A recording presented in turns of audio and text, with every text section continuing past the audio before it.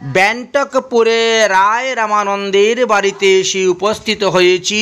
এই যে দেখতে পাচ্ছেন, এটা হলো রায় রামানন্দ বাড়ির শ্রী বিগ্রহ। একদিকে মহাপ্রভু বসে আছেন আর একদিকে রায় রামানন্দ বসে আছেন। এইমাত্র আরতি কার্য হয়েছে, তাই প্রদীপ, আরতির প্রদীপটা এখনও জ্বলতেছে, সবাই নিচ্ছেন। আমাদের ভক্ত সবাইগণ দাঁড়িয়ে সেই আরতি দর্শন করেছেন, আরতির প্রদীপ নিয়েছেন এবং তারপরে আমরা এইখানে বসে রায় রামানন্দের জীবনী কথা কিঞ্চিত আস্বাদন করব। কারণ রায় রামানন্দের সঙ্গে মহাপ্রভুর সর্বপ্রথম সাক্ষাৎ হয়েছিল গোদাবরী নদীর তটে দক্ষিণ ভারতে। মহাপ্রভু সন্ন্যাস গ্রহণ করার পরে মায়ের আদেশে তিনি পুরীতে চলে আসেন এবং কিছুদিন পুরীতে বাস করার পর তিনি দক্ষিণ ভারত উদ্ধার করার জন্য রওনা হয়েছিলেন। আর সেই সময়ে রায় রামানন্দের সঙ্গে দেখা হয়েছিল। এটি হলো রায় রামানন্দের বাড়ির সেবিত বিগ্রহ। যারা রায় রামানন্দের বংশধর আছেন তারা যে সেবা পূজা করতেছেন সেই সেবিত বিগ্রহ আমরা দেখাচ্ছি সেবা।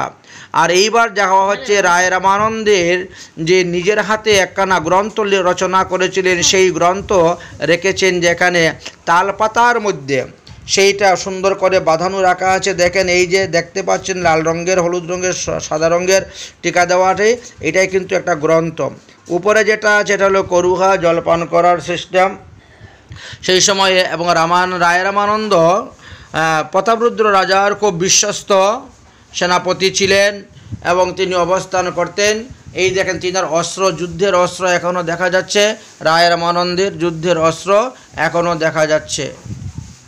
তো আমরা সেই রায় রামানন্দের যুদ্ধের অস্ত্র, রায় রামানন্দের ব্যবহৃত করুয়া এবং রায় রামানন্দের স্বহস্তে রচিত গ্রন্থ পুঁথিখানা দর্শন করাচ্ছি, আপনারা দর্শন করতে পাচ্ছেন। আর যদি কখনো কেউ জগন্নাথপুরীতে আসেন তাহলে অবশ্যই আপনারা ব্যান্টকপুরে যাবেন। কারণ ব্যান্টকপুরে যেমন রায় রামানন্দ অবস্থান করতেছেন, তেমনি আবার সিকি মাইতি অবস্থান করেন, তেমনি আবার মাধবী দাসী অবস্থান করিতেছেন। অতএব এই স্থানটি বড় পুণ্যস্থান, বড় পুণ্যভূমি। কলিযুগ পাবন অবতার শ্রী শ্রী গৌরাঙ্গ মহাপ্রভুর লক্ষ লক্ষ কোটি কোটি ভক্ত থাকলেও তার মধ্যে মাত্র 3.5 জন ছিলেন মহাপ্রভুর পরিকর। এক হলেন স্বরূপ দামোদর, দ্বিতীয় হলেন এই রায় রামানন্দ, আর তৃতীয় হলেন সিকি মাইতি, আর অর্ধ হলেন মাধবী দাসী। অতএব মাধবী দাসীর কথা আমরা পূর্বে বলিয়েছি এবং আপনাদেরকে দর্শন করিয়ে দিয়েছি। আর এখন আমরা রায় রামানন্দেরটাই আপনাদেরকে দর্শন করাচ্ছি। অতএব আপনারা রায় রামানন্দের শ্রীপাঠ, জন্মভূমি, মাতৃভূমি এবং তিনার গ্রাম আপনারা দর্শন করবেন, সকলেই যাবেন, আমরাও গিয়েছি। অতএব যদি আপনারা আলালনাথ যান, আলালনাথ হইতে 2 থেকে 2.5 কিলোমিটার দূরে, মানে আলালনাথ যাওয়ার আগেই এই রায় রামানন্দের বাড়িতে পড়ে। পুরী থেকে আলালনাথ যাওয়ার সময় রায় রামানন্দের যে গ্রাম ব্যান্টকপুর সেটা পার হয়েই আলালনাথে গমন করিতে হয়। তাই আপনারা যাওয়ার সময়ও ইচ্ছা করলে আলালনাথে যাওয়ার সময়ও রায় রামানন্দের বাড়িতে গিয়া দর্শন করতে পারেন, অথবা সেখান থেকে আলালনাথ থেকে ফিরে আসার সময়ও রায় রামানন্দ বাড়িতে দর্শন করতে। যেহেতু এটা গ্রাম এরিয়া, অনেক সময় কারেন্ট থাকে না, রাত্রিবেলা অন্ধকার সমস্যা হয়ে যায়, এই জন্য এটা দিনের বেলা দর্শন করাটাই শ্রেয়। যাই হোক, আমরা অতি সংক্ষেপে রায় রামানন্দের কথা আলোচনা করলাম। হ্যাঁ, এইবার আমরা রায় রামানন্দের সঙ্গে মহাপ্রভুর যে সমস্ত সাধ্য সাধন তত্ত্ব নিয়ে আলোচনা হয়েছিল সেই সমস্ত কথা আমরা আস্বাদন করব। গোদাবরী নদীর তটে মহাপ্রভুর সঙ্গে রায় রামানন্দের মিলিত হওয়ার পরে সাধ্য সাধন তত্ত্ব সম্পর্কে যে সিদ্ধান্তের কথা স্থাপন হয়েছিল সেটাই আপনারা শ্রবণ করুন। জয় রাধে শ্রী রাধে। আবার এসে উপস্থিত হলেন। দ্বিতীয় দিবসেও মহাপ্রভু প্রশ্ন করছেন, রায় রামানন্দ উত্তর দিচ্ছেন। কখনো রায় রামানন্দ প্রশ্ন করছেন, কখনো মহাপ্রভু উত্তর দিচ্ছেন। শুরু হলো এইভাবে। প্রভু কহেন, রায় রামানন্দ বলো তো দেখি, বিদ্যার মধ্যে কোন বিদ্যা জীবের হয় সার? দ্বিতীয় দিবসে প্রশ্ন। রায় কহেন, কৃষ্ণ ভক্তি বিনা বিদ্যা নাহি আর। আমাদের এই জগতে স্কুল কলেজে যে লেখাপড়া করতেছি এর নাম হলো জড়বিদ্যা। আর গুরুকুলে গিয়ে যে আমরা গীতা ভাগবত আদি সংস্কৃতি নিয়ে লেখাপড়া করতে, সেটা হলো পরাবিদ্যা বা আধ্যাত্মিক বিদ্যা, পরমার্থিক বিদ্যা। এই দুই বিদ্যার মধ্যে পার্থক্য আছে।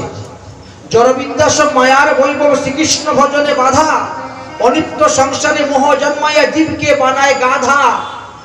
আর পরমার্থিক বিদ্যা যিনি লাভ করতে পেরেছেন, তিনি বাল্যকাল হইতেই কৃষ্ণ ভজন করেন। বাল্যকালে কৃষ্ণ ভজে কৃষ্ণ প্রাপ্তির আসে, বৃদ্ধকালে কৃষ্ণ ভজে জমেরও তরাসে। অতএব বাল্যকালেই কৃষ্ণ ভজনটা শ্রেষ্ঠ। কুমারের আচরণ প্রাজ্ঞ। প্রহ্লাদ মহাশয় ভাগবতের দিকে আছে, তিনি সমস্ত অসুর বালকদেরকে বলছেন, ওরে বাল্যকাল হইতেই কৃষ্ণ ভজন করতে হয়। কুমারের আচরণে প্রাজ্ঞ। ভোরবেলা দধিমন তিলে ঘি উঠে ভালো, তাই শৈশবী সাধন ভজন বৃদ্ধকালে গেল। অতএব বিদ্যার মধ্যে কৃষ্ণ ভক্তি বিদ্যাই হলো শ্রেষ্ঠ বিদ্যা। কৃষ্ণ ভক্তি হলো পরাবিদ্যা। আর এই বিদ্যাই আমাদের কাজ দিবে, এই বিদ্যাই আমাদের কল্যাণ হবে, সঙ্গে যাবে। মহাপ্রভু দ্বিতীয় প্রশ্ন করলেন, জীবের কীর্তির মধ্যে কোন কীর্তি বড়? রায় রামানন্দ বললেন, কৃষ্ণ দাস্য সবচেয়ে বড় পদবী, এর থেকে বড় পদবী কীর্তি আর কিছুই নাই। আজকালকের মানুষ শূদ্রকুলে জন্মগ্রহণ করেও গোস্বামী বলে পরিচয় দিতে চায়। বিভিন্ন স্থানে দেখবেন কলিযুগে পৈতা ঝুলালি ব্রাহ্মণ হওয়া যায়, এটা কলির দোষ। আলোচনা আছে ভাগবতে। যাই হোক, শ্রীমদ্ ভাগবত মহাপুরাণে কলির কি কি হবে ইত্যাদি বলেছেন। কিন্তু যারা প্রকৃত ভক্ত, তারা ব্রাহ্মণ হইয়াও নামের শেষে দাস লাগায়, গোস্বামী হইয়াও নামের শেষে দাস লাগাচ্ছে। রঘুনাথ দাস গোস্বামী পান, কৃষ্ণ দাস কবিরাজ গোস্বামী, দেখেছেন? বৃন্দাবন দাস ঠাকুর, ধন্যতা। অল্প ভাগ্যে এই দাস হওয়া যায় না, ভগবানের দাস অল্প ভাগ্যে হওয়া যায় না। বহু জন্মের স্বীকৃতির ফলে এই দাস পদবী লাভ করা যায়। কারণ কৃষ্ণ হলেন সবচেয়ে বড়, তার সমান তো কেউ নেই। আর এই কৃষ্ণকে বশীভূত করার জন্য হলো প্রেমের প্রয়োজন, ভক্তির প্রয়োজন। কৃষ্ণকে লাভ করতে গেলে ভক্তির প্রয়োজন, আর ভক্তি করতে গেলে তোমাকে ভগবানের দাস হতে হবে। ভগবানের দাস তোমাকে হতে হবে, তবেই তো তুমি কৃষ্ণকে ভক্তি করতে পারবে, সেবা করতে পারবে, পূজা করতে পারবে। দাস্য ভাবটা সকলের মধ্যেই আছে। আচ্ছা, বাৎসল্যের মধ্যে কি দাস্য নাই? বাৎসল্যের মধ্যেও দাস্য আছে। মা যশোদা গোপালকে স্নান করাতেন না? গোপালের হাত পা টিপে দিতেন না? সারাদিন বরের মধ্যে ঠই করে উচ্চারণ করে আসছিস, বাবা দেখে তোর পাটাকে টিপে দিই, পায়ে ব্যথা হচ্ছে। দাস্য আসলো না? বাৎসল্যের মধ্যেও দাস্য আছে, শক্যের মধ্যেও দাস্য আছে। সকারা, আরে কৃষ্ণ দেখ খেলতে খেলতে তোর মুখটা ঘেমে গেছে রে, একটু বাতাস করে দেই। দাস্য ভাব, আর খেলবো না ভাই, বন্ধ কর খেলা, ঘেমে গেছে, লুটপুট হয়ে গেছে। দাস্য ভাব। ঠিক তেমনি ভাবে মধুরের মধ্যেও দাস্য ভাব আছে। সব রসের মধ্যে দাস্য ভাব আছে। আমরা তো জীব, জীবের স্বরূপ হয় নিত্য কৃষ্ণ দাস, তাহা ভুলি হলো জীব পরমায়ার দাস। তাই একমাত্র দাস্য প্রেমের দ্বারাই ভগবানকে লাভ করা যায়। অপরাধ ক্ষমা করে দেন ভগবান দাসের। কৃষ্ণ দাস অভিমানে যে আনন্দ সিন্ধু, কোটি ব্রহ্মার শুধু নহে তার এক বিন্দু।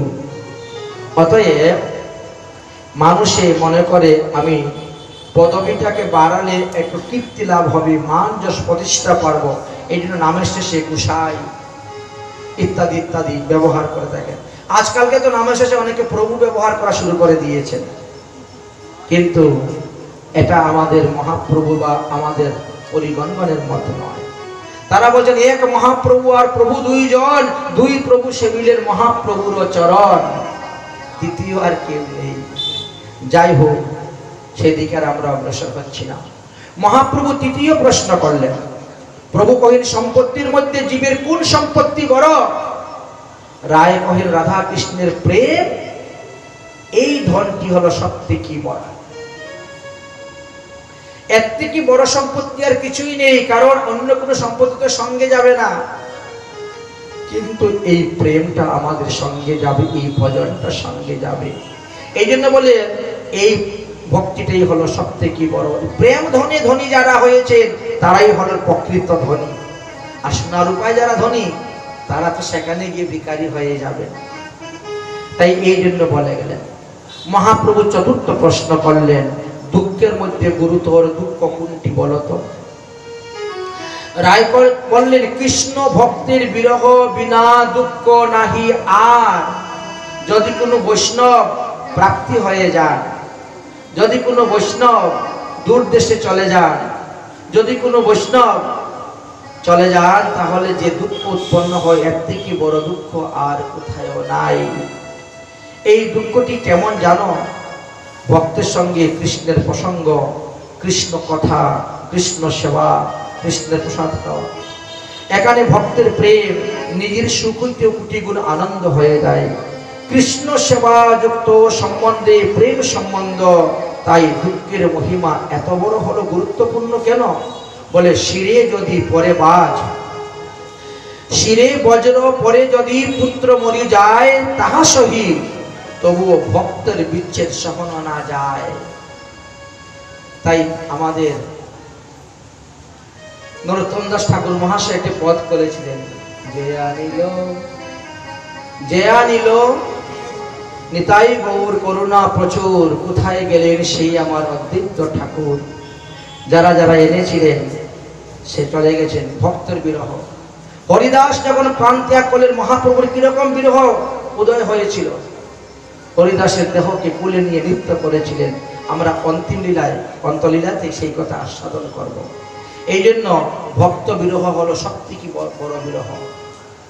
মহাপ্রভু পঞ্চম প্রশ্ন করলেন, আচ্ছা মানুষের মুক্তির জন্য পাগল মুক্ত মুক্ত মুক্ত, প্রভু কহিলেন, মুক্ত মধ্যে কোন জীব মুক্ত করি মান? রায় কহিন, কৃষ্ণ প্রেম যাহাতে সেই মুক্তির শিরোমণি, এর থেকে শ্রেষ্ঠ মুক্তি আর কিছু নয়। এইভাবে বলতে শুরু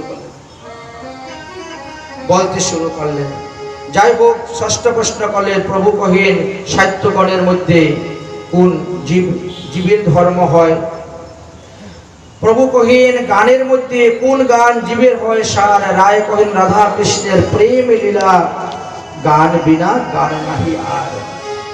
মহাপ্রভু পুনরায় প্রশ্ন করলেন, প্রভু কহিন, শ্রেয়র মধ্যে কোন শ্রেয় জীবের হয় সার?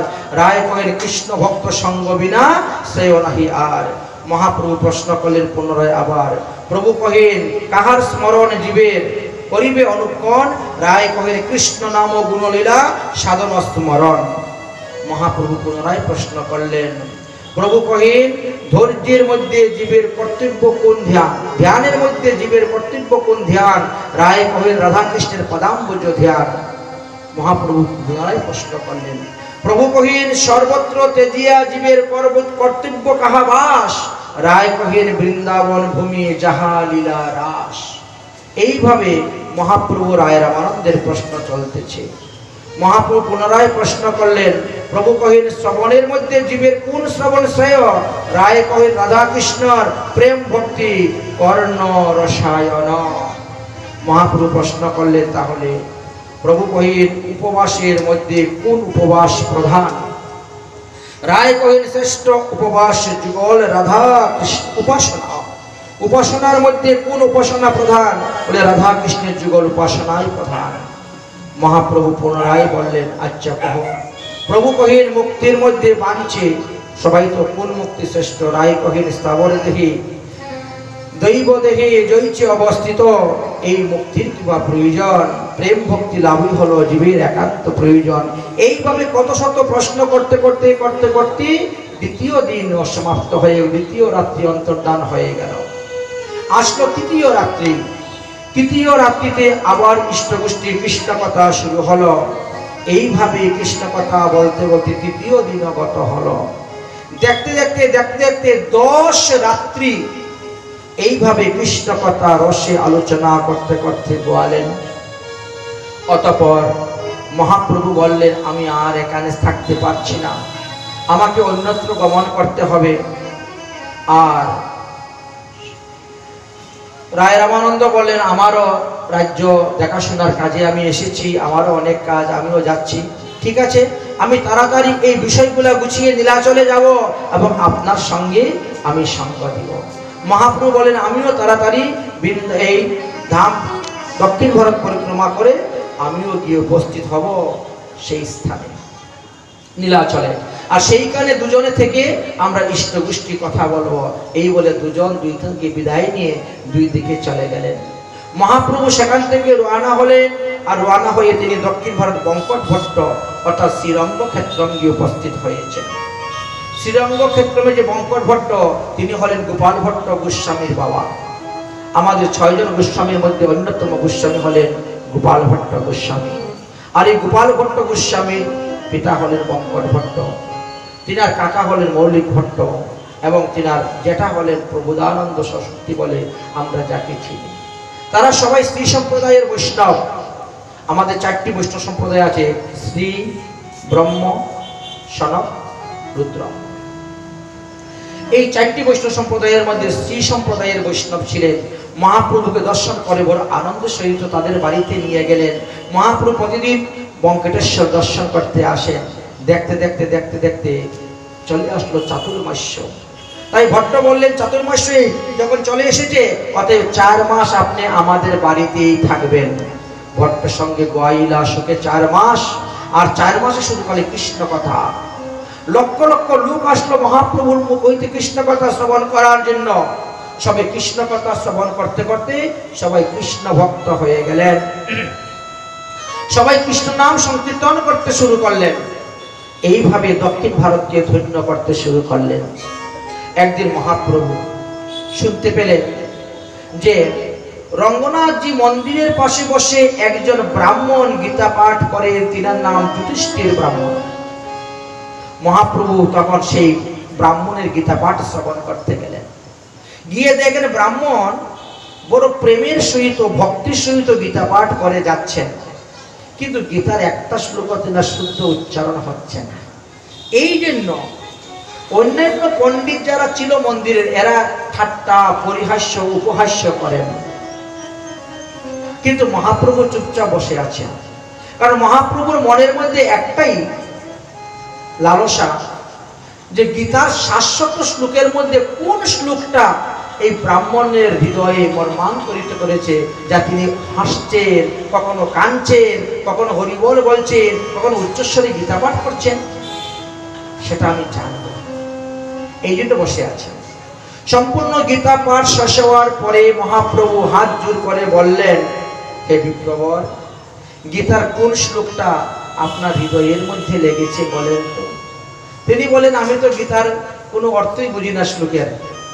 তাহলে বলে, গুরুদেবের আদেশ, গুরু আজ্ঞা শিরোধার্য করে আমি গীতা পাঠ করে যাচ্ছি। আর আমি যতক্ষণ গীতা পাঠ করি ততক্ষণে আমি দেখি অর্জুনের রথের সারথির মধ্যে ভগবান শ্রীকৃষ্ণ বসে আছে। এই জন্য গীতা পাঠ ছাড়তে আমার মন করে না। যে যা বলুক না কেন, আমি আমার ভাবে গীতা পাঠ করে যাই। কারণ যতক্ষণ গীতা পাঠ করব ততক্ষণে তো ভগবানকে দর্শন করতে পারবো। মহাপ্রভু বললেন, তুমি যথার্থ গীতা পাঠক, তুমি যথার্থ গীতা পাঠক বলে তিনাকে ধরে আলিঙ্গন করলেন। বাড়িতে আসলেন। এবার উপাসনার মধ্যে নিয়ে একটু আলোচনা শুরু হলো। মহাপ্রভু একদিন পরিহাস করে বলছেন, বঙ্কট ভট্ট, তুমি তো শ্রী সম্প্রদায়ের বৈষ্ণব, তুমি লক্ষ্মী দেবীর উপাসনা করো। আচ্ছা, তোমার লক্ষ্মী পতিব্রতা নারী হয়ে তিনি কেন আমার কৃষ্ণের সঙ্গে রাসলীলা করতে বৃন্দাবনে গিয়েছিলেন? এই কথা শ্রবণ করে বঙ্কট ভট্ট বলছেন, কৃষ্ণ আর নারায়ণ তো একই। লক্ষ্মী দেবী নারায়ণের সঙ্গে কৃষ্ণের সঙ্গে রাসলীলা করে দোষের কি আছে? কৃষ্ণ আর নারায়ণ তো একই। সমস্ত দেবতাগণ তো নারায়ণের কাছে গিয়েছিলেন যে আপনি দেবকীর গর্ভে গিয়ে অবতীর্ণ হন। এই জন্য তিনি দেবকীর গর্ভে এসে অবতীর্ণ হয়েছে, নাম হয়েছে কৃষ্ণ। সেখানে দোষের কি আছে? বলে, না, দোষের কথা আমি বলছি না। আমি বলছি, দেখো, আমার কৃষ্ণ যখন নারায়ণ রূপ ধারণ করলেন তিনি কোনো গোপীর মন হরণ করতে পারলেন না, আর তোমার নারায়ণ যখন কৃষ্ণ রূপ ধারণ করলেন তখন সেই কৃষ্ণ রূপ না লক্ষ্মীকেও তিনি আকর্ষণ করে নিয়ে আসলেন। এই কথাই আমি তোমাকে বলতে চেয়েছি। কিন্তু তুমি যে বলছো নারায়ণ আর কৃষ্ণ এক, বাস্তবে কিন্তু তা নয়। কারণ কৃষ্ণের বিলাসমূর্তি হলেন নারায়ণ। কৃষ্ণ দ্বিভুজ মুরলীধারী আর নারায়ণ চতুর্ভুজ শঙ্খচক্র গদাপদ্ম। কৃষ্ণের ভজন এবং নারায়ণের ভজন দুটার মধ্যেও পার্থক্য আছে। বিধিমার্গে কৃষ্ণ ভজন নারায়ণের ভজন করে পার্শ্বদেহী মানুষ বৈকুণ্ঠে যায়, আর রাগমার্গে মাধুর্য মার্গে শ্রীকৃষ্ণের ভজন করে তারা গোলকে যায়। এইভাবে অনেক তত্ত্বকথা আলোচনা করতে করতে 4 মাস গত হয়ে গেল। অতঃপর মহাপ্রভু সেখান থেকে রওনা হলেন। আরো কিছু দূর যাওয়ার পরে মহাপ্রভু রামানুজ সম্প্রদায়ের বৈষ্ণবের সঙ্গে এনার সাক্ষাৎ হয়। এই রামানুজ সম্প্রদায় থেকে রামানন্দী সম্প্রদায় এসেছেন। তারা রাম, সীতা, হনুমান, লক্ষ্মণ এদের শ্রী বিগ্রহ রেখে পূজা করে থাকে। তারাও বৈষ্ণব সম্প্রদায়।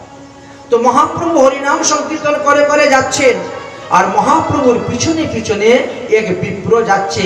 তিনি রাম রাম রাম রাম রাম রাম রাম রাম জপ করতে করতে কিছুক্ষণ যেতে যেতে আর তার মুখে রাম নাম আসতেছে না, কৃষ্ণ কৃষ্ণ চলে আসতেছে। বিষয়টা কি? সামনে দাঁড়ালো, হে সন্ন্যাসী ঠাকুর, আজকে আমার গৃহীতে চলুন, আপনি আজকে আমার এখানে প্রসাদ গ্রহণ করবেন। সময় বুঝে তো জিজ্ঞাসা করতে হবে। ঠিক আছে, গিয়েছেন। মহাপ্রভু তো অন্তর্যামী, ভক্তের অন্তরের কথা জানেন। মহাপ্রভু বলছেন, হে বিপ্রবর, পূর্বে তুমি নিরন্তর কইলে রাম নাম, এবি কেন নিরন্তর করো কৃষ্ণ নাম? বিপ্র বলেন, এ তোমার দর্শন প্রভাব, তোমা দেখিয়া কৃষ্ণ নাম আইলো আমার মুখে। আমার সারা জীবনের স্বভাবটা কোথায় চলে গেল? বাল্যকাল হইতে আমি রাম নাম জপ করতেছি, এই স্বভাবটা আমার কোথায় চলে গেল? বাল্যবধি রাম নাম গ্রহণ আমার, তোমা দেখিয়া কৃষ্ণ নাম আইলো এইবার। সেই হেতু কৃষ্ণ নাম জিহ্বাতে আসিল, কৃষ্ণ নাম স্ফুরণেতে রাম নাম দূরেতে চলে গেল, রাম নাম চলে গেল। এত বলে তিনি রামের মহিমা, কৃষ্ণের মহিমার কথা আলোচনা করলেন। এদিকে কলিযুগ পাবন অবতার গৌরাঙ্গ মহাপ্রভু তিনি দক্ষিণ ভারত ভ্রমণ প্রায় সমাপ্ত করে ফেললেন এবং তিনি আস্তে আস্তে গিয়ে উপস্থিত হয়েছেন উরুপি নামক স্থানেতে। উরুপি নামক স্থানেতে যখন উপস্থিত হয়েছেন তখন সেখানে দেখেন মাধবাচার্য সম্প্রদায়ের লোক বড় আদরের সহিত সেখানে গিয়ে উপস্থিত হলেন। মাধবাচার্য সম্প্রদায়ের মধ্যে গিয়ে প্রবেশ করলেন, ঢুকলেন। সেখানে ভট্টতারী নামে এক ধরনের সন্ন্যাসীরা ছিলেন। এই সন্ন্যাসীরা বামাচারী, তাদের সঙ্গে স্ত্রী আছে, আবার তারা মদ্যপানও করেন। অথচ লাল কাপড় পরে সন্ন্যাসী মস্তক মণ্ডন করে ঘুরেও বেড়ান, নিজেকে অহং ব্রহ্মস্মি বলে থাকেন। মহাপ্রভুর সঙ্গে যে গিয়েছিলেন কৃষ্ণদাস, তাকে পটিয়ে পাঠিয়ে নিয়ে চলে যায় ওরা। মহাপ্রভু তখন সেখানে গিয়ে তাদের সঙ্গে ঝগড়া করে, তাদের সঙ্গে দ্বন্দ্ব করে, তারপরে কৃষ্ণদাসকে সেখান থেকে উদ্ধার করে নিয়ে এসেছিলেন। মাধবাচার্য সম্প্রদায়ের মন্দিরে গিয়ে প্রবেশ করলেন, সেখানে গিয়ে অবস্থান করলেন। কিন্তু সেই স্থানে অবস্থান করে সেখানে যে পূজা পদ্ধতির কিছু বিকল্প ঢং দেখে তিনি তাদেরকে শাসন করলেন এবং যথার্থ সাধ্য সাধন তত্ত্ব তাদেরকে শিখিয়ে দিলেন। সাধ্য সাধন আমি নাহি জানি ভালো মতে, সাধ্য সাধন তত্ত্ব বুঝাও আমাতে। আচার্য কহির বর্ণাশ্রম ধর্ম, কৃষ্ণের স্মরণ শ্রেষ্ঠ সাধন, পঞ্চবিধি মুক্তি পঞ্চকারণ। যখন মাধবাচার্য সম্প্রদায়ের মধ্যে গিয়ে প্রবেশ করে দেখলেন যে তাদের মধ্যেও কিছু ভেদ আছে মুক্তির জন্য, তখন মহাপ্রভু সেখানে আলোচনা করলেন, করে গিয়ে তাদের মত পথকে খণ্ডন করে তিনি স্থাপন করে দিলেন। এইভাবে স্থাপন করে মহাপ্রভু সেখান থেকে কর্মক্ষেত্র আরো বিভিন্ন তীর্থ ভ্রমণ করতে করতে তিনি পুনরায় পঞ্চবটী, নাসিক, ত্রম্বকেশ্বর, ব্রহ্মগিরি, কুশবর্ত আদি ভ্রমণ করতে করতে তিনি পুনরায় এসে উপস্থিত হলেন এই নীলাচল পুরীতে। তিনি যখন এসে উপস্থিত হয়েছেন আলালনাথে, তখন সংবাদ পৌঁছেছে। কৃষ্ণদাসকে পাঠালেন, যাও তুমি গিয়ে বলো আমি দক্ষিণ ভারত ভ্রমণ করে চলে এসেছি। নদিয়ার লোক কাঁদে সন্ন্যাসের কারণ, আর নীলাচলের লোক কাঁদে প্রভুর অদর্শন। মহাপ্রভুকে 2 মাস দর্শন করার পরে আর পায় নাই, 6 মাস গত হয়ে যাচ্ছে, মহাপ্রভু আসেন নাই, তাই তারা কাঁদতে শুরু করেছে। দক্ষিণ ভারতে গেলান প্রভু তীর্থভূমিতে, কবে আসিবেন প্রাণের ঠাকুর দেখিব নয়নেতে। কতদিনে হেরিব গৌর চাঁদের মুখ, কবে মোর মনের বাসনা মিটিবে দুঃখ যাইবে দূর। কতদিনে গৌর প্রভু, এইভাবে তারা কান্না করতেছে। আর এমন সময় সেখানে গিয়ে সংবাদ পৌঁছেছে যে মহাপ্রভু এসে গেছেন। মনের আনন্দে সবাই মিলে আলালনাথে গিয়ে উপস্থিত হয়েছেন মহাপ্রভুকে স্বাগত জানিয়ে আনতে। কিন্তু সেই সময়ে রাজা প্রতাপরুদ্র ছিলেন না। রাজা প্রতাপরুদ্র তিনি গিয়েছিলেন যুদ্ধ করার জন্য, দেশ বিদেশ জয়লাভ করে যুদ্ধ করার জন্য গিয়েছিলেন। এই জন্য তিনার ভাগ্যে মহাপ্রভুকে দর্শন হলো না।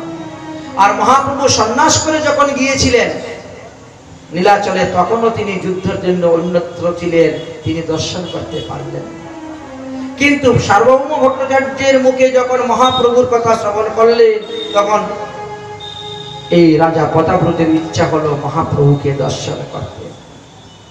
তাই রাজা প্রতাপরুদ্র শুনতে পেলেন মহাপ্রভু আলালনাথে এসে উপস্থিত হয়েছেন। তাই তিনি নিজেকে হতভাগা বলেই মনে করলেন, আহারে এবারও আমার দর্শন হলো না, জানি না মহাপ্রভু কতদিন থাকবে, তিনাকে দর্শন করতে পারবো কিনা। এদিকে সার্বভৌম ভট্টাচার্য আদি সকলে গিয়ে মহাপ্রভুকে স্বাগত জানিয়ে নিয়ে আসলেন। তারপরে সার্বভৌম ভট্টাচার্য কাশীশ মিশ্রকে ডেকে বললেন, আপনার গৃহেতে নিয়ে মহাপ্রভুকে থাকার ব্যবস্থা করুন। সেই থেকে মহাপ্রভু কাশী মিশ্রের বাড়িতে থাকলেন, যাকে আমরা এখন গম্ভীরা মত বলে থাকি। সন্ন্যাস গ্রহণের পরে এসে কাশী মিশ্র আসিয়া পড়িলেন প্রভুর চরণে এবং স্বাগত জানিয়ে গৃহে নিয়ে গেলেন। সেইখানে মহাপ্রভু চতুর্ভুজ মূর্তি দর্শন করিয়া এই কাশী মিশ্রকে দর্শন দিয়েছিলেন। কাশী মিশ্রের গৃহে অবস্থান করতে শুরু করলেন। এইবার মহাপ্রভুকে দর্শন করার জন্য বহু লোক এসে উপস্থিত হয়েছেন। সবাইকে স্বাগত জানিয়ে মহাপ্রভু তাদেরকে দর্শন দিলেন, কৃপা করলেন, আলিঙ্গন করলেন। এমন সময় এক ভক্ত এসে মহাপ্রভুকে বলছেন, হে প্রভু, আপনাকে দেখার জন্য ভবানন্দ রায় এসেছেন। আচ্ছা ভালো, নিয়ে আসুন। ভবানন্দ রায় এসে উপস্থিত হয়েছেন। মহাপ্রভু বললেন, হে ভবানন্দ, তুমি তো পূর্বজন্মে পাণ্ডু ছিলেন, পাণ্ডু রাজা, সাক্ষাৎ পাণ্ডু তুমি। তোমার পত্নী কুন্তী আর এই 5টি ছেলে হলো তোমার সেই পঞ্চ পাণ্ডব। তোমার বড় ছেলে রায় রামানন্দের সঙ্গে আমার দেখা হয়েছে দক্ষিণ ভারতে, আর আজ বাকি তোমার 4টি ছেলেকে দর্শন করে আমি কৃতার্থ হলাম। এইভাবে বাক্য আলাপ করতে শুরু করলেন। ভট্টাচার্য তখন মহাপ্রভুকে বললেন, এবার স্নান দান করুন, সেবা করুন, বিশ্রাম করুন। মহাপ্রভু সেবা করলেন, বিশ্রাম করলেন। রায় রামানন্দ কথা জিজ্ঞাসা করলেন, বলে তিনি এখনো আসেন নাই, কিছুদিন পরে ফিরে আসবেন। তবে মহাপ্রভু সবাইরে লইয়ে বসে প্রসাদ করে আনন্দে করে। অতঃপর কালাকৃষ্ণ দাসের কথা বলছেন, হে নিত্যানন্দ, তোমার শিষ্য তোমার হাতে অর্পণ করলাম, দাও। ওকে নিয়ে আমি আর কোথাও যাব না। ওই মায়া সন্ন্যাসীদের পাল্লা এসে পড়ে গিয়েছিল, অনেক কষ্ট সেখান থেকে উদ্ধার করে নিয়ে আসছি। আমি আর কখনো কালাকৃষ্ণকে আমার সঙ্গে রাখবো না। কালাকৃষ্ণ কাঁদতে শুরু করেছেন। মহাপ্রভু বলেন, কেন না কালাকৃষ্ণ, তুমি নিত্যানন্দের সঙ্গে গৌর দেশে চলে যাও আর গৌর মণ্ডলে গিয়ে হরিনাম প্রেম প্রচার করো। নিত্যানন্দ প্রভু আদি সবাইকে বিদায় দিলেন। সবাই মনের আনন্দে রওনা হয়েছেন এবং এসে গৌর মণ্ডলে সংবাদ জানালেন যে মহাপ্রভু তীর্থ ভ্রমণ করে চলে এসেছেন। এইবার নবদ্বীপবাসী যতজন ছিলেন সবাই তখন চিন্তা করলেন আমরা মহাপ্রভুকে দর্শন করার জন্য রথ দর্শন করার জন্য যাব। আরতি তৈরি করেন, রথ দর্শন করার জন্য আমরা চাইব। তাই মহাপ্রভুকে দর্শন করার জন্য নবদ্বীপ ধাম থেকে সমস্ত বৈষ্ণবগণ একত্র হইতে শুরু হলেন। চতুর্দিকে রাষ্ট্র হয়ে গেল আগামী রথযাত্রাতে আমরা মহাপ্রভুকে দর্শন করতে যাব, রথ দর্শন করতে যাব। কেন বলে দেখেন মহাপ্রভু গয়া, মহাপ্রভু সমস্ত তীর্থ ভ্রমণ করে চলে এসেছে, একসঙ্গে দুটা দর্শন হয়ে যাবে, সচল জগন্নাথ অচল জগন্নাথ উভয় দর্শন হয়ে যাবে। অতএব নবদ্বীপ থেকে পায়ে হেঁটে আমাদেরকে যেতে হবে নীলাচলে, প্রায় 550 কিলোমিটার রাস্তা হাঁটতে গেলে আমাদের মোটামুটি 20-25 দিন সময় লাগবে। অতএব সবাই সেই রকম খাওয়া দাওয়া বস্তু সঙ্গে তৈরি করে নিয়ে যাবেন, পায়ে হেঁটে যেতে হবে। এইভাবে সমস্ত গৌরমণ্ডলে রাষ্ট্র হইতে শুরু হলো। এদিকে মহাপ্রভুর সেবার জন্য এসে উপস্থিত হয়েছেন স্বরূপ দামোদর।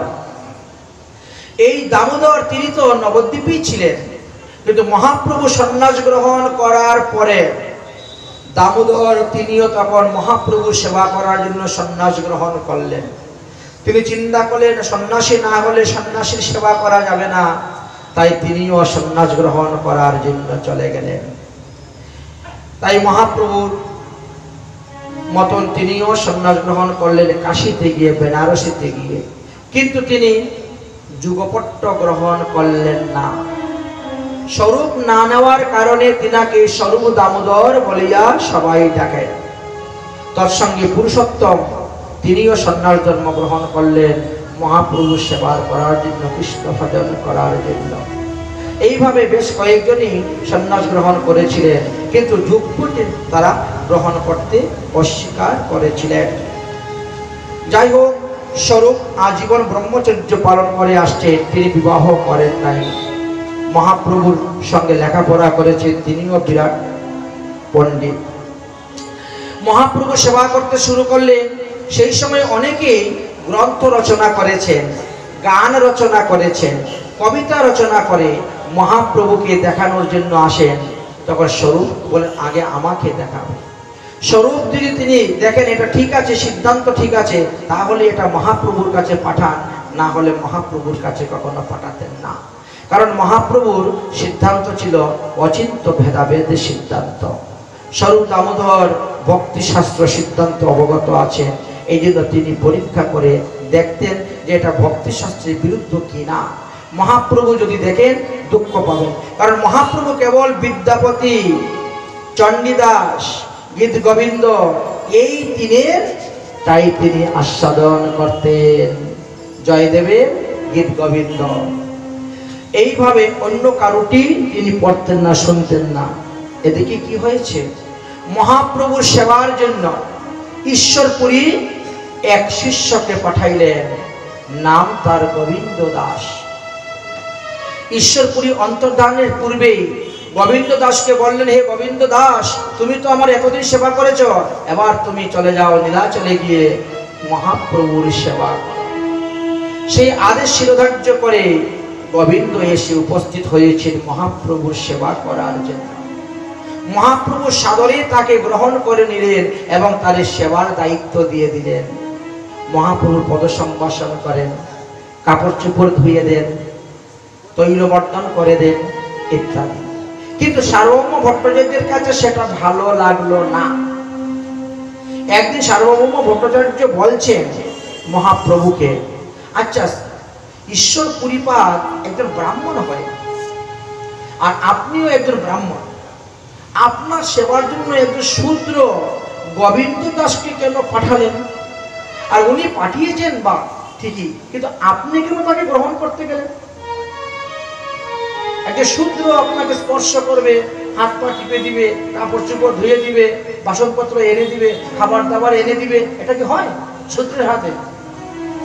মহাপ্রভু মনে মনে হাসছেন, মনে মনে চিন্তা করলে তাকে এখন আসল কথা বলবো না, আচ্ছা, নকল কথা বলে দেখি, নকল সিদ্ধান্তে যদি কেউ সন্তুষ্ট হয়ে যায় তাহলে আসলটা আর বলার দরকার নেই। তাই মহাপ্রভু নকল সিদ্ধান্ত বললেন। শুনো ভট্ট গোসাই, বাল্মীকি রামায়ণ আপনি পড়েছেন? হ্যাঁ, পড়েছি।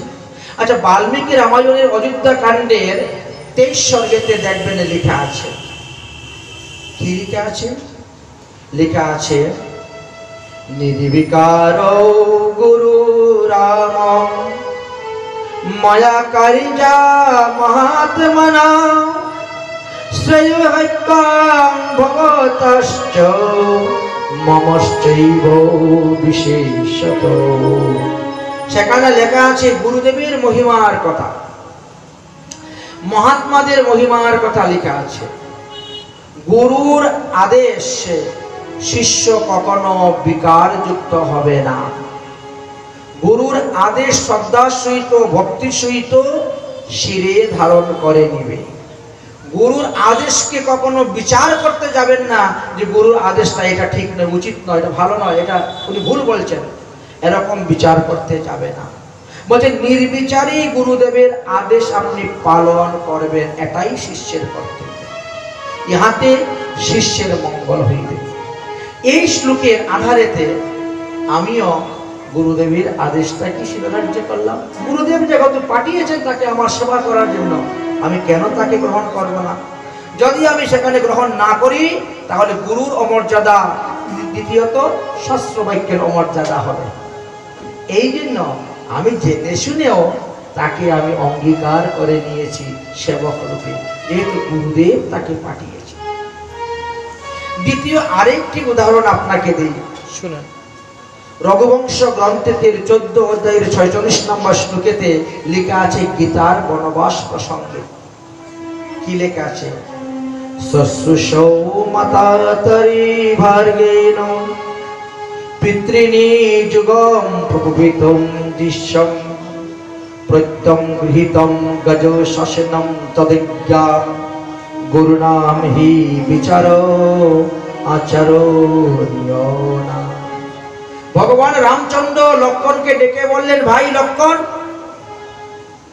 তুমি এখনই যাও, তোমার আসন্ন প্রসবা বৌদিকে বাল্মীকি মুনির আশ্রম দর্শন করানোর ছলনা করে নিয়ে গিয়ে তাকে সেখানেই পরিত্যাগ করে চলে আসবে, রেখে আসবে। লক্ষ্মণ তখন চিন্তা করলেন, পূর্বে পিতার আদেশে পরশুরাম নিষ্ঠুর ভাবে নিজের মাতাকে হত্যা করেছিলেন, ভাইকে হত্যা করেছিলেন, কারণ পিতা হলেন গুরু। আর অগ্রজ বড় ভাই গুরুর সমতুল্য, তাহার আদেশ পালন করাই আমার কর্তব্য। গুরুজনের আদেশে ন্যায় অন্যায় বিচার করতে নাই। লক্ষ্মণ একবারও বলল না, আরে আসন্ন প্রসব সম্ভবা বৌদিকে ত্যাগ করবো কেন, এটাকে যুক্তির মধ্যে বলেন নাই। সঙ্গে সঙ্গে নিয়ে গেলেন বাল্মীকি মুনির আশ্রমে ছেড়ে দিয়ে আসলেন। মহাপ্রভু এই দুটি শ্লোক তুলে ভট্টাচার্যকে দেখাইলেন, দেখো তো বিচার করে। প্রভু কহিলেন, ভট্ট তুমি করহ বিচার, গুরুর কিঙ্কর হয় মান্য আমার। গুরুদেব যাকে পাঠিয়েছেন, যে গুরুদেবের সেবা করেছে, সে তাকে পাঠিয়েছেন আমার সেবা করার জন্য, তাকে গ্রহণ করাই তো আমার উচিত না তাকে ত্যাগ করা আমার উচিত? এখন আপনিই বলুন।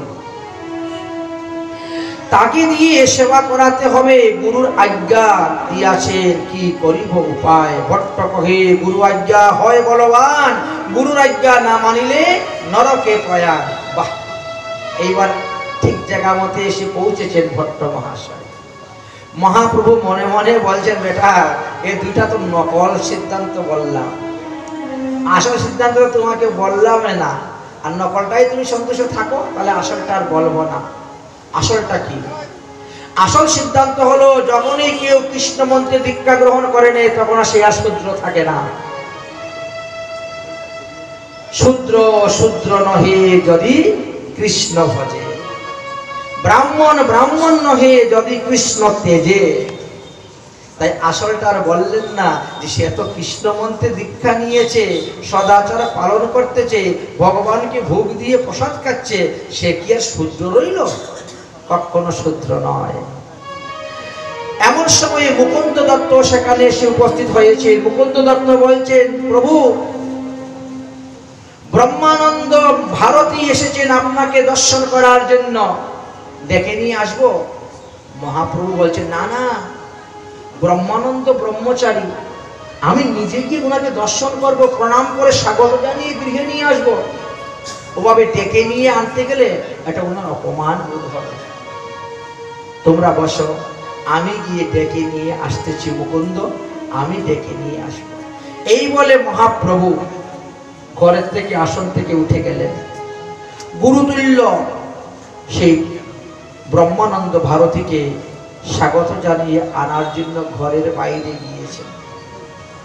ঘরের বাইরে যাওয়ার পরে দেখেন এই ব্রহ্মানন্দ ভারতী তিনি হরিণের চামড়া পরেছেন।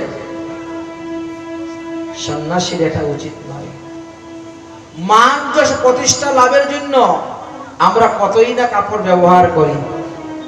কেউ দেখবেন হলুদ, কেউ দেখবেন নীল, কেউ দেখবেন খয়েরি, কত রঙের কাপড় চোপড় পরে, ধুতি কুচা দিয়ে দিয়ে, লম্বা লম্বা পাঞ্জাবি, কত স্যান্ট মেরে ঘুরে বেড়াচ্ছে, কাপড় চোপড় ইস্তারি মেরে, তাই না?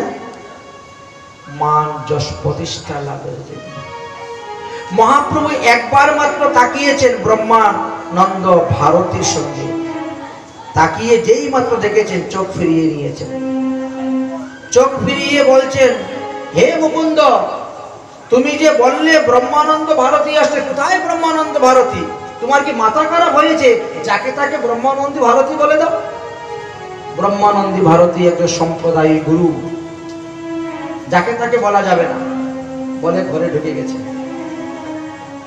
এমন ভাবে বলেছেন ব্রহ্মানন্দ সরস্বতী, তিনিও শুনে নিয়েছেন ভারতী। শোনার পরে নিজেই নিজেকে অবজ্ঞা চলে আসলো, লজ্জা পেয়ে গেলেন।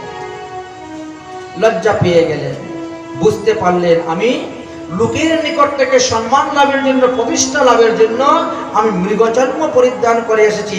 বাস্তবে সন্ন্যাসীর এটা উচিত নয়, এই চর্ম পরিধান করা। বিবেক এসে গেল, বিবেকের উদয় হয়ে গেল।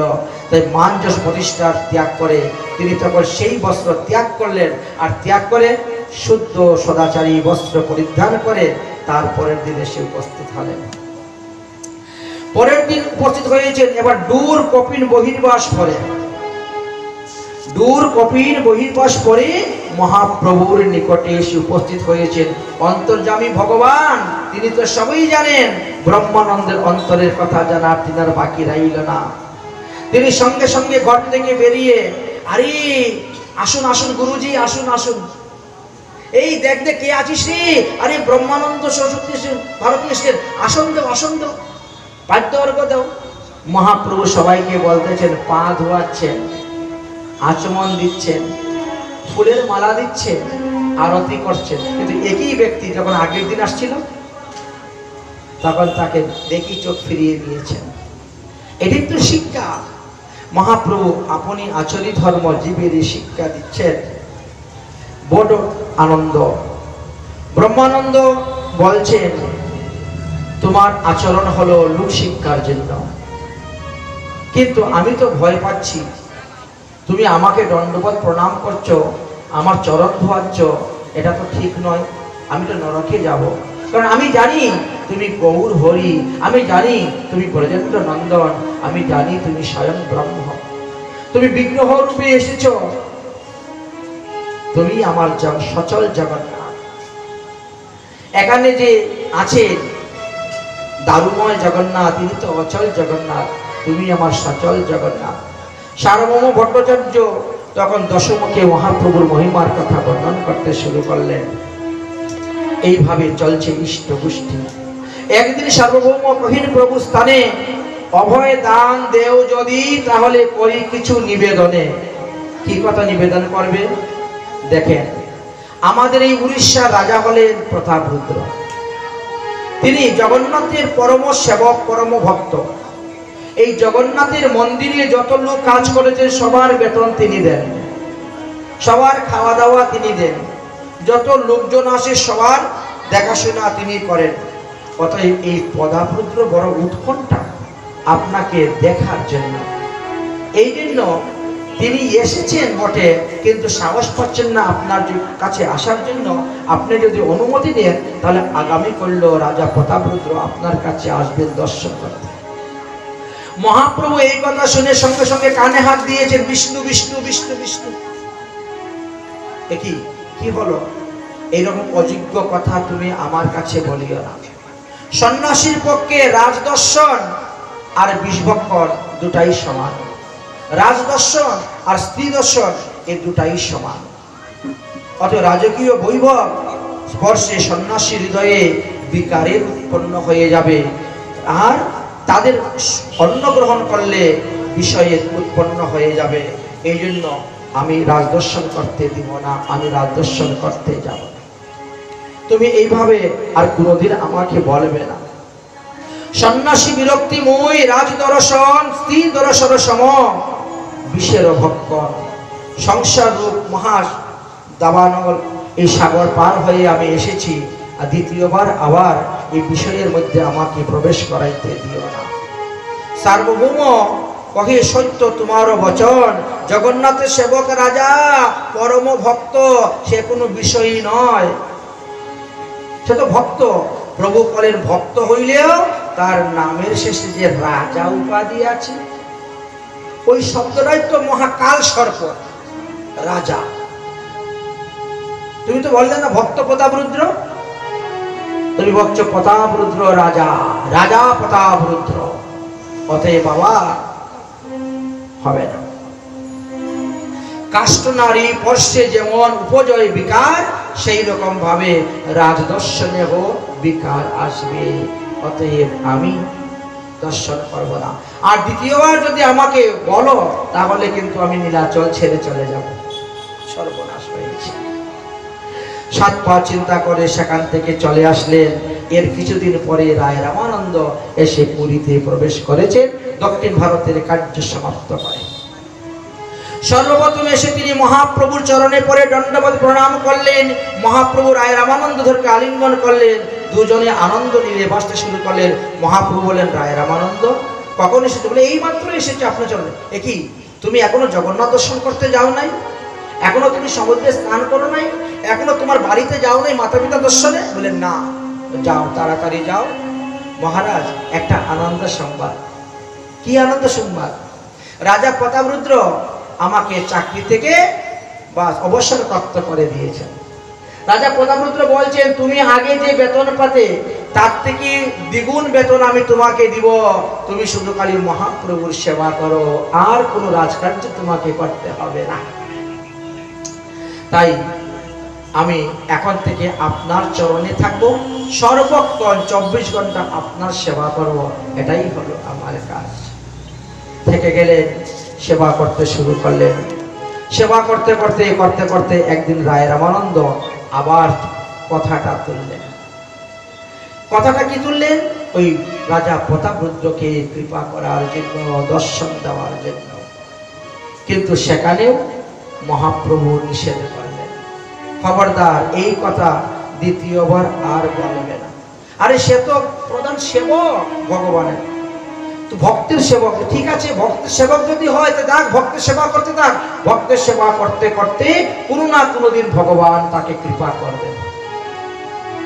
বুঝে ফেললেন। রায় রামানন্দ বড় চতুর্থ, বুঝে ফেললেন। রায় রামানন্দ এসে প্রতাপরুদ্র কে বললেন, ভাই তুমি চিন্তা করো না, মহাপ্রভু আশ্বাস দিয়েছেন একদিন না একদিন তিনার কৃপা হবে। শুনি গজপতি অত্যন্ত আনন্দ।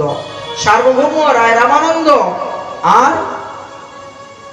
প্রতাপরুদ্র তিনজন বসে যুক্তি করছেন, কিভাবে মহাপ্রভুর মনকে গোলানো যাবে, কিভাবে মহাপ্রভু রায় রামানন্দকে এই প্রতাপরুদ্রকে কৃপা করবে।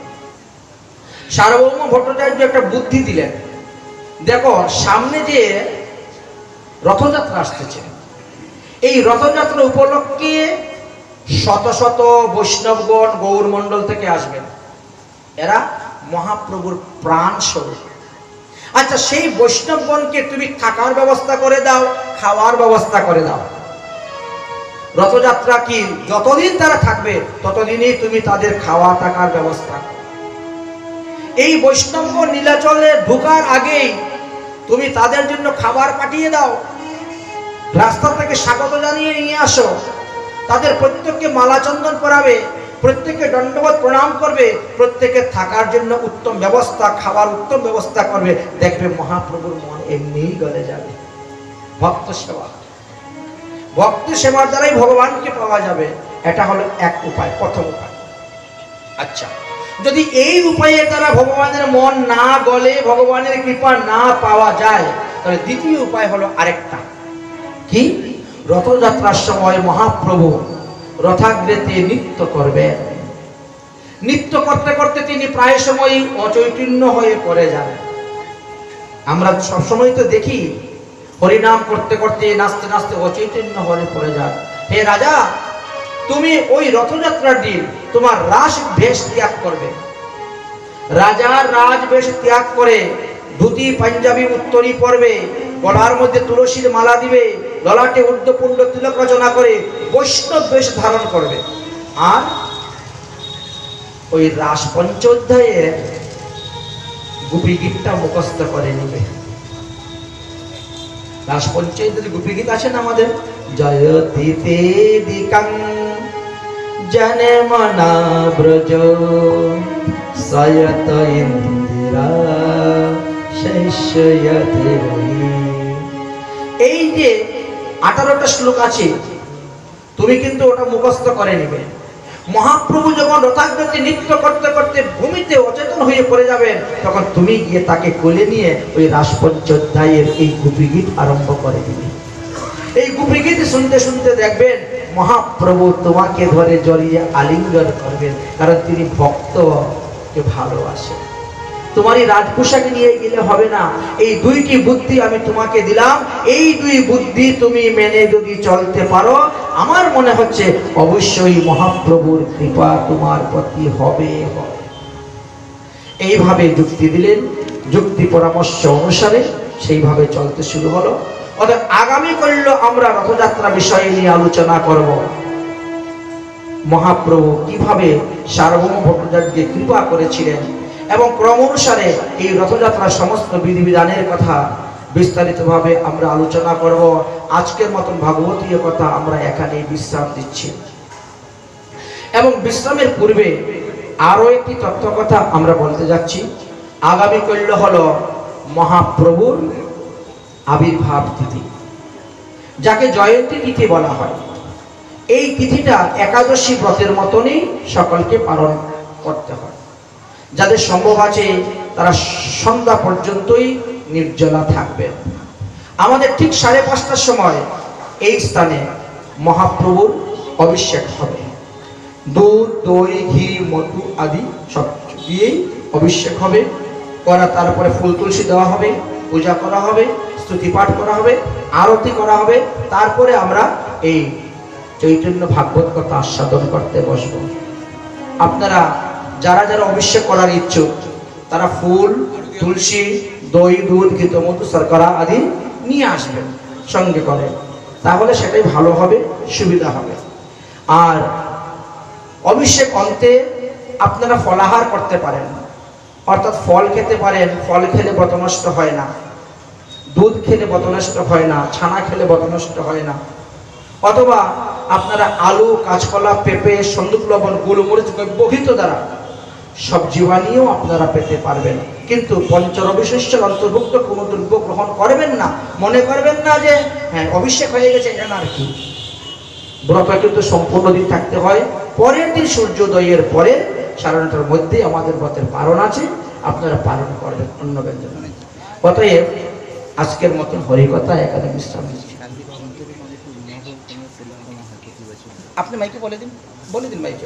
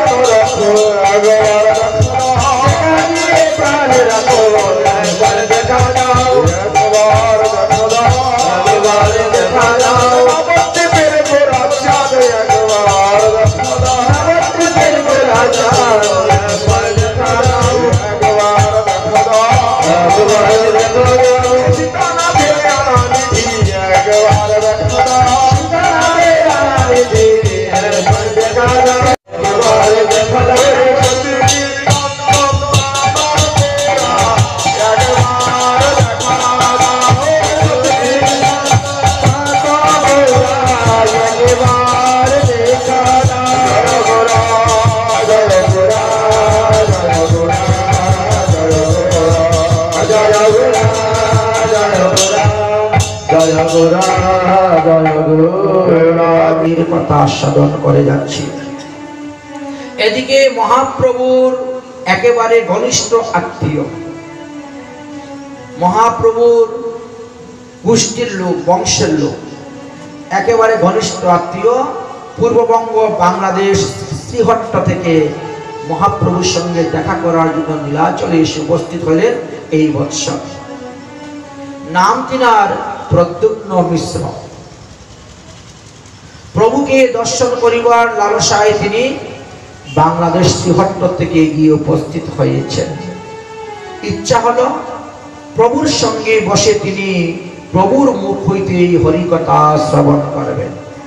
কারণ তিনার মনের মধ্যে একটু কুলের অহংকার ছিল।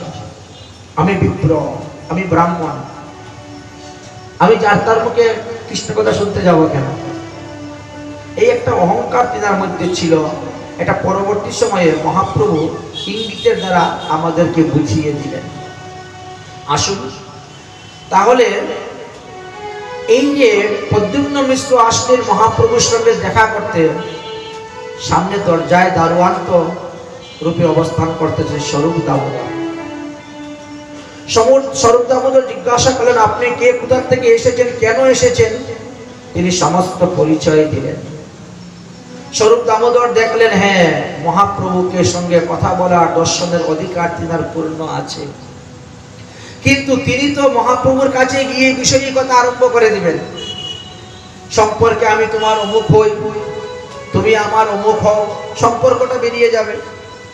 আচ্ছা, তারপরে আরো সংসারের কথা, বিষয়ের কথা, মায়ার কথা, কিন্তু এই সমস্ত কথা তো মহাপ্রভু শুনতে বিন্দুমাত্র ভালোবাসেন না, শুনতে চান না, বলতেও চান না। অথচ মহাপ্রভুর নিজজন, প্রিয়জন, আত্মীয় এসেছেন, কি করব? স্বরূপ দামোদর তখন তিনাকে বুঝাইলেন, দেখেন আপনি যাবেন, আপনার অধিকার আছে যাওয়ার, কিন্তু আপনি একজন ভক্তের মতন যাবেন।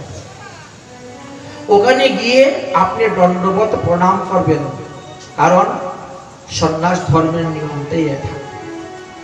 আমরা চারি বর্ণাশ্রমের গুরু হলেন ব্রাহ্মণ, ব্রাহ্মণের গুরু হলেন সন্ন্যাসী।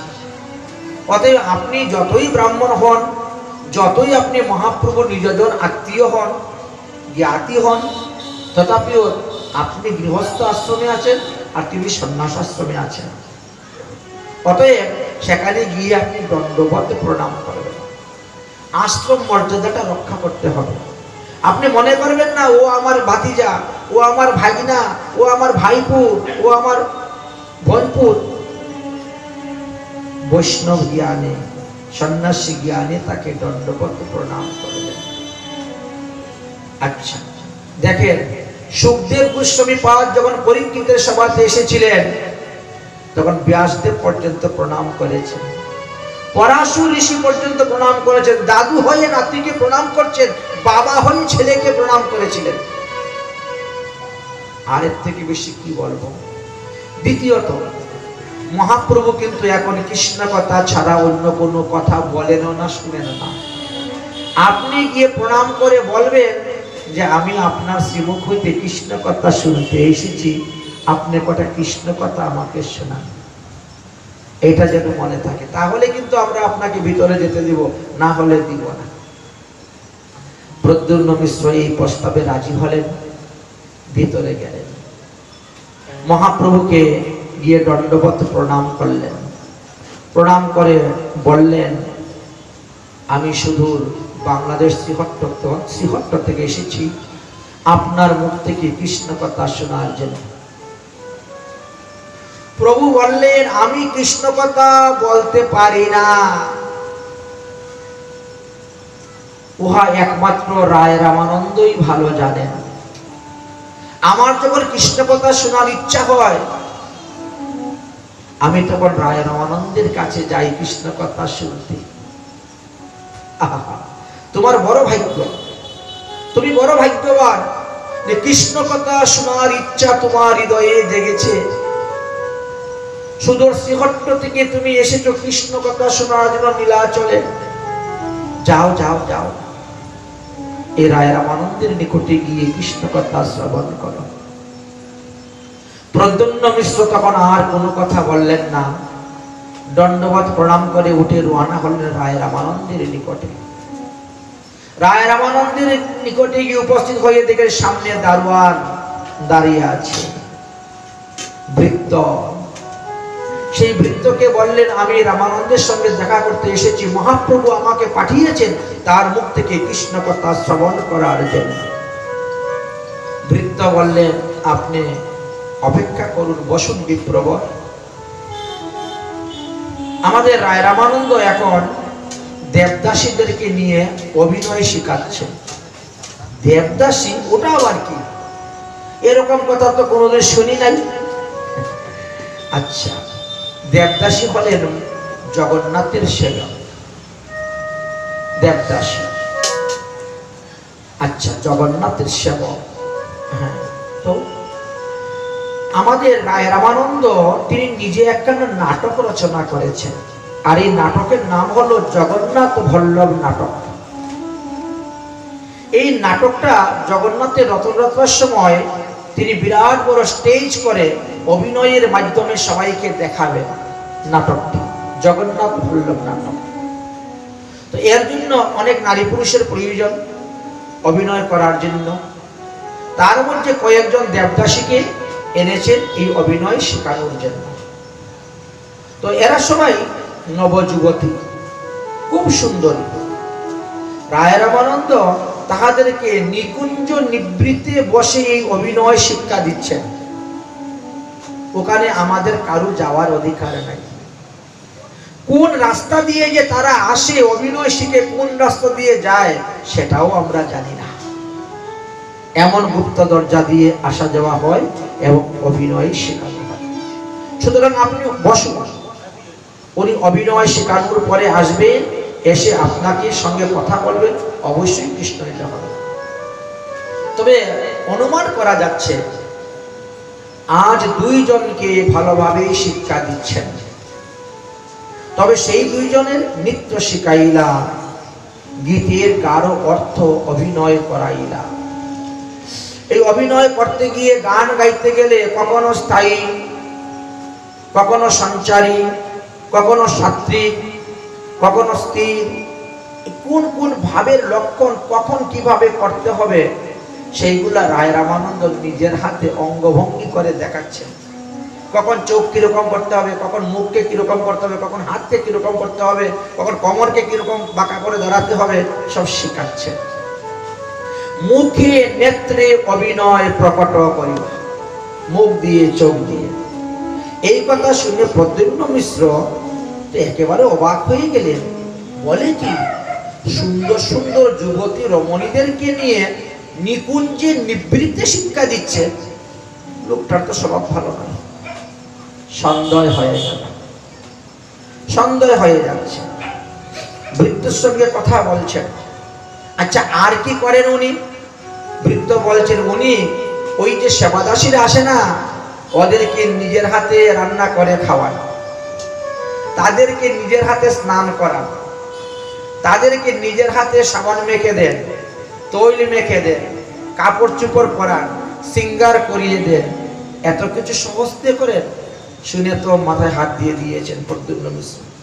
ওরে বাবা, যুবতী নারীদেরকে নিয়ে নিবৃত্তে যে এইসব কাণ্ড করে, তার মুখে আবার কি হরিকথা শুনব।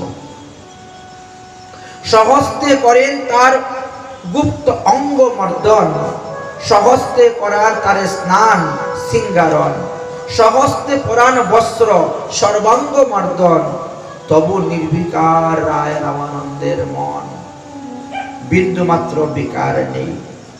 কিন্তু সেটা তিনি মেনে নিতে পারলেন না।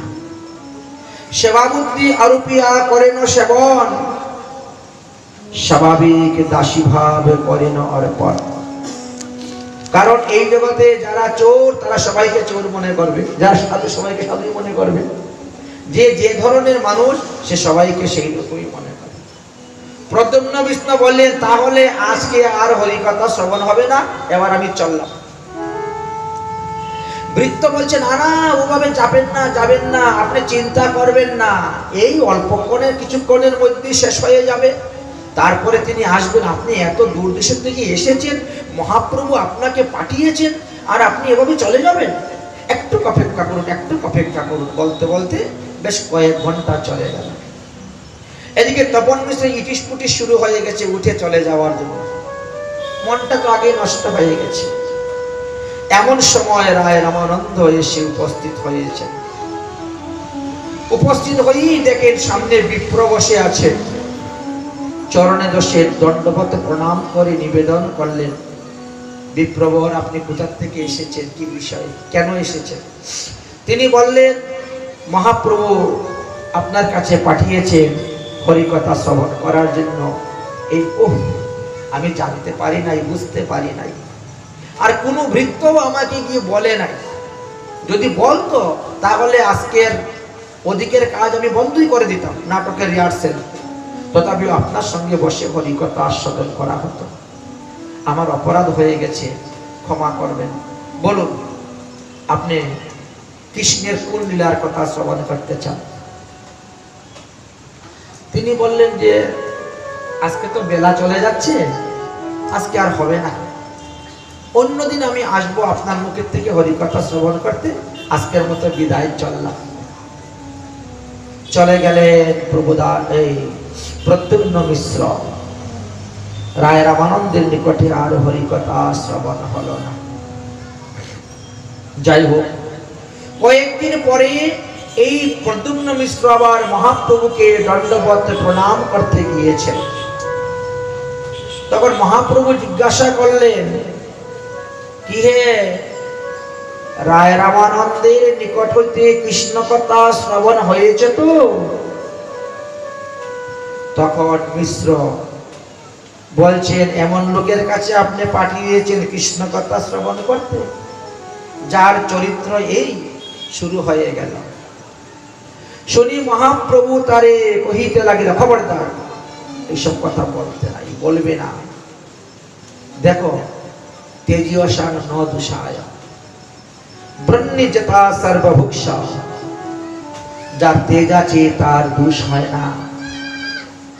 সেখানে দোষ দেখাটাই আমাদের অপরাধ।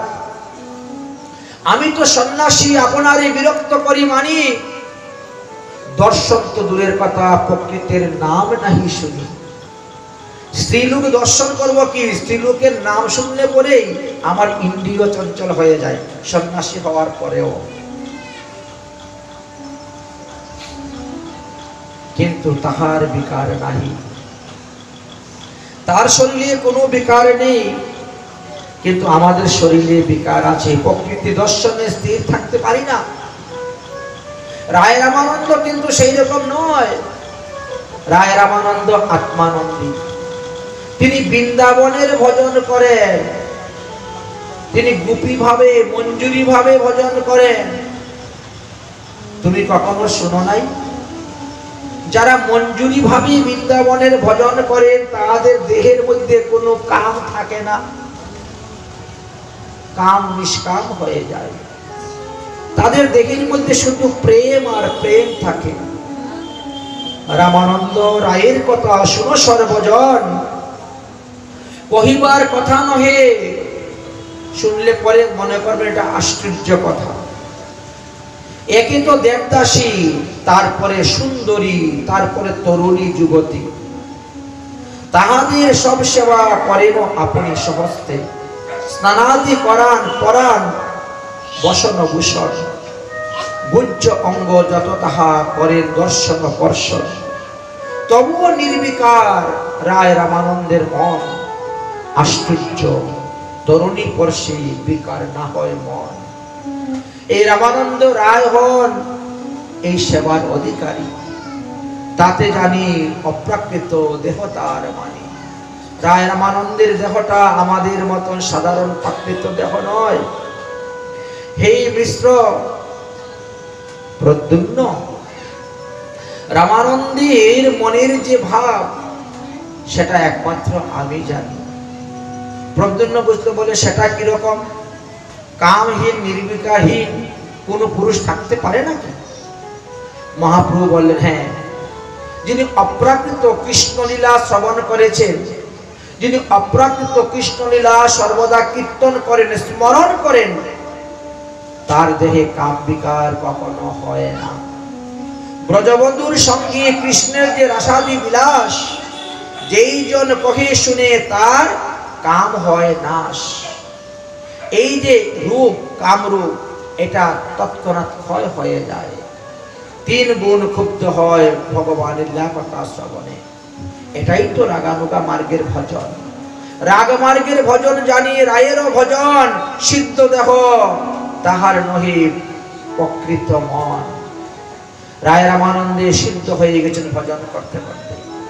আমি নিজে যাই রায় রামানন্দের কাছে কৃষ্ণ কথা শুনতে, শুনিতে ইচ্ছা হয় যখন পুনর্যাই আবার বারবার।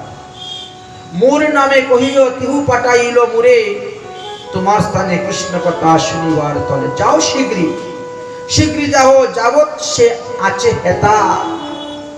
তারপরে আবার রাজকার্যের অনুকরণ কোথায় চলে যাবে, তুমি তাকে পাবে না। যতক্ষণ পর্যন্ত আছে ততক্ষণ পর্যন্ত যাও, শ্রবণ করো।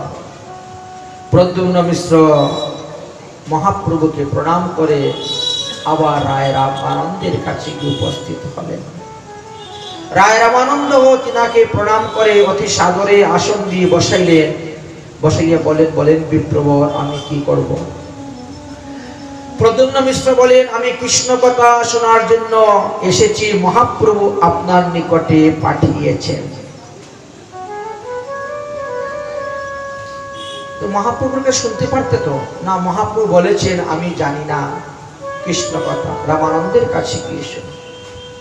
আপনার এত বড় মহিমা আমি আগে জানতাম না, এখন জানতে পেরেছি, তাই আপনি আমাকে কৃষ্ণ কথা শুনুন। রায় রামানন্দ বলছেন, কৃষ্ণের কোন কথা শুনবেন? তখন হাসছেন প্রদ্যুম্ন মিশ্র। তিনি বলছেন, আমি জানি কৃষ্ণ কথা বলতে একটা কথা আছে, সেটা বলবেন? বলে, না বাবা, কৃষ্ণ কথা বলতে যে একটা কথা আছে এরকম নয়। কৃষ্ণের কোন লীলা, কোন প্রসঙ্গ আপনি জানতে চান সেটা বলুন। তখন তিনি বলছেন, আমি তো এই ব্যাপারে কিছুই জানি না। আপনি নিজেই প্রশ্ন করে নিজেই উত্তর দেন, যাহা শ্রবণ করলে পরে আমার কর্ণ মন তৃপ্তি লাভ করতে পারে। হৃদ কর্ণর সায়ম, হৃদয় এবং কর্ণ তৃপ্তি লাভ করতে পারে এমন কৃষ্ণ কথাই আমাকে শ্রবণ করান। রায় রামানন্দ একটু ভাবলেন, তারপরে তিনি কৃষ্ণ কথা আরম্ভ করলেন। কৃষ্ণ কথার রস এমন ভাবে উঠতে শুরু হলো, কৃষ্ণ কথার রসে এমন ভাবে ভাসতে শুরু করলেন, সকাল থেকে যে কখন সন্ধ্যা হয়ে গেল দুজনের মধ্যে কেউই বুঝতে পারলেন না। তখন এক সেবক এসে উপস্থিত হয়েছে। সেবক এসে বলল, প্রভু, বেলা তো চলে গেল, সন্ধ্যা হয়ে গেল, কখন সেবা গ্রহণ করবেন? সেবক কহিল, দিন হইল অবসান, তবে রায় কৃষ্ণ কথা করিলা বিশ্রাম।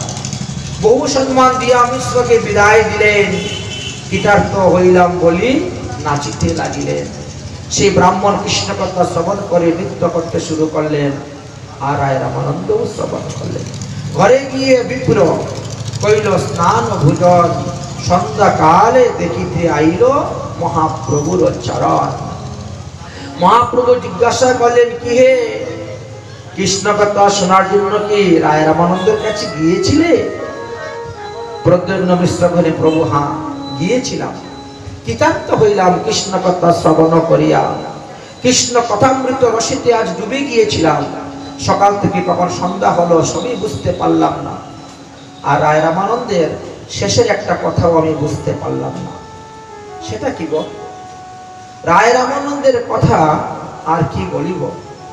তিনি মনুষ্য নহেন, কৃষ্ণ রসে তার দেহ গড়া তনু। কিন্তু শেষের কথাটা কি বুঝতে পারলে না?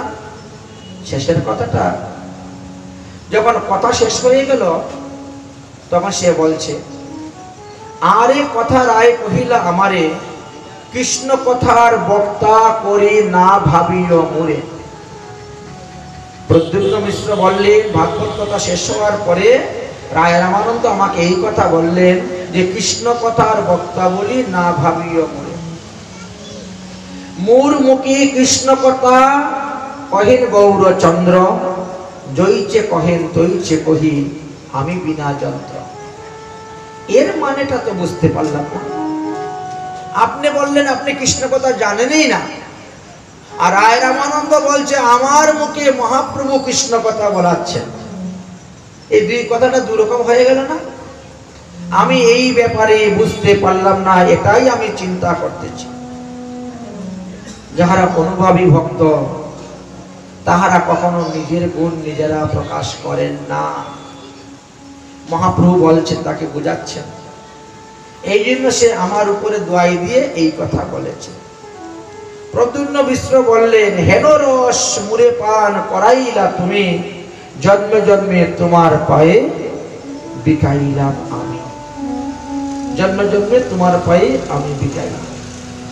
প্রভু কহেন, রাম বিনয়ের ক্ষণে আপন কথা পর মাথায় দে আনি। এই জন্য সে আমাকে বলছে, হে বিপ্র, আমি তোমাকে কেন রায় রামানন্দের কাছে পাঠিয়েছিলাম জানো? এই জগতে যারা সন্ন্যাসী তারা মনে করেন আমরা চারি বর্ণ চারি আশ্রমের গুরুদেব, আমরা বেদান্ত তত্ত্ব অনুশীলন করিয়াছি, সুতরাং আমরা জগতের গুরু, জগৎ গুরু। সুতরাং আমরা আবার কার মুখ থেকে হরিকথা শ্রবণ করব? যারা শুক্রগত ব্রাহ্মণ তারা মনে করে আমরা কর্মকাণ্ড করিয়াছি, নীতিশাস্ত্র অনুসারে আমরা সর্বদা বর্ণাশ্রম ধর্ম পালন করে যাচ্ছি, সুতরাং আমরা ব্রাহ্মণ ক্ষত্রিয় শূদ্র তিন বর্ণের গুরু। ক্ষত্রিয় বৈশ্য ব্রাহ্মণ, ক্ষত্রিয় বৈশ্য শূদ্র তিন বর্ণের গুরু। সুতরাং আমাদেরকে আবার কে শাস্ত্র শিক্ষা দিবে? আমরা আবার কার শাস্ত্র শিক্ষা দেব? যারা শুদ্ধ ব্রাহ্মণ তারাও মনে করেন আমরা পণ্ডিত, পরমার্থ তত্ত্ব শিক্ষা আমরা যথেষ্ট লাভ করিয়াছি, আমাদেরকে শিক্ষা দিবে এমন কোন ব্যক্তির অধিকার নাই।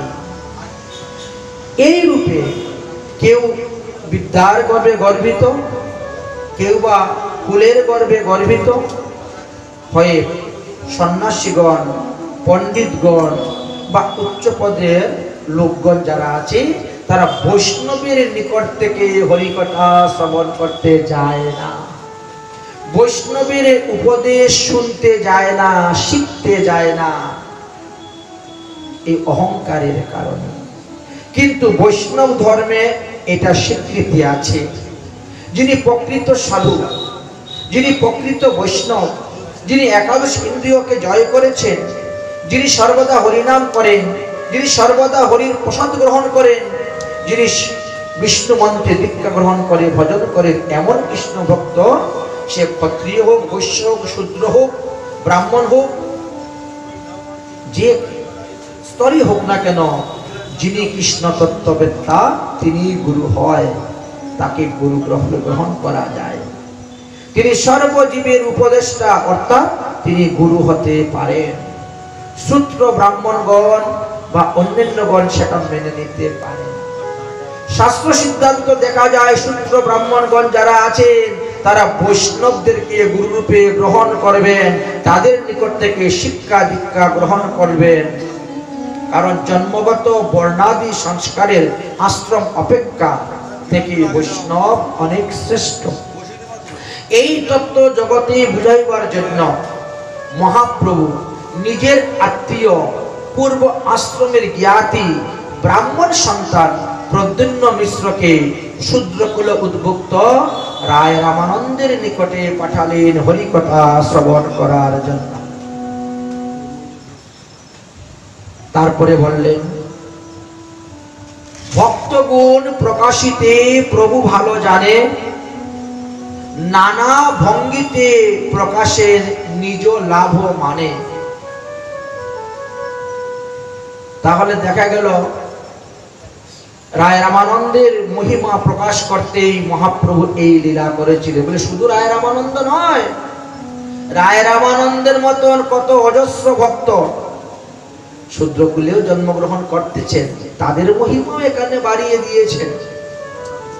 সন্ন্যাসী পণ্ডিতগণের করিতে গর্ব নাশ, তাদের যে গর্ভেতে গর্বিত হয়েছেন, সন্ন্যাসী পণ্ডিতগণের করিতে গর্ব নাশ, নিচ শূদ্র দ্বারা করেন ভক্তির প্রকাশ। এই যে ধর্মের প্রকাশ করে যাচ্ছে, ভক্তির প্রকাশ করে যাচ্ছে, ভক্তি প্রেম তত্ত্ব কহেন রামকে করি, রায়কে করি বক্তা, আপনি প্রদ্যুম্ন মিশ্র সহ হয়েন তার শ্রোতা। হরিদাসের দ্বারা করেন নামের মহিমা প্রকাশ, সনাতন দ্বারা করলেন ভক্তি সিদ্ধান্ত বিলাস, শ্রীরূপ দ্বারা করলেন ব্রজের রসপ্রেম লীলা, কে কহিতে পারে মহাপ্রভুর গভীর এই খেলা। মহাপ্রভু এইভাবে অপূর্ব লীলা করেছিলেন। এইভাবে প্রদ্যুম্ন মিশ্রর কথা আমরা এখানে বিশ্রাম দিচ্ছি। তারপরে ছোট হরিদাসের মহিমা।